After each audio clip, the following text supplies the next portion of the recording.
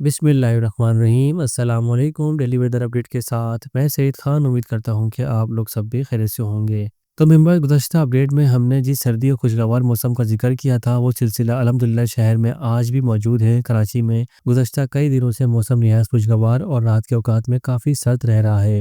दिन के दर्जा हरारत 29 से 30 डिग्री जबकि रात के दर्जा हरारत 13 से 20 डिग्री के दरमियान महदूद रहे। जबकि शहर के मज़ाफ़ाती इलाकों में बाज़ मकामात पर सिंगल डिजिट दर्जा हरारत भी रिकॉर्ड किया गया।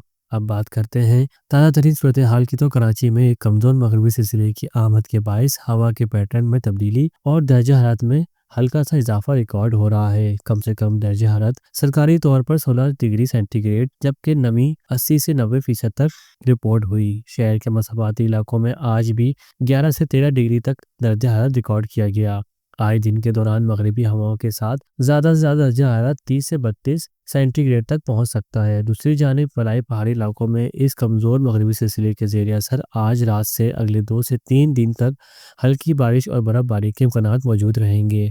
अब बात कर लेते हैं आने वाली सर्दी की। तो 22 नवंबर के बाद सिंध के बेशतर इलाकों में सर्दी में नुमाया इजाफा मुतवक्के है और दर्जा हरारत में वाज़ेह कमी देखने को मिलेगी। कराची में भी रातें मज़ीद ठंडी होंगी जबकि दिन के दर्जा हरारत मज़ीद 1 से 2 डिग्री कम हो सकता है।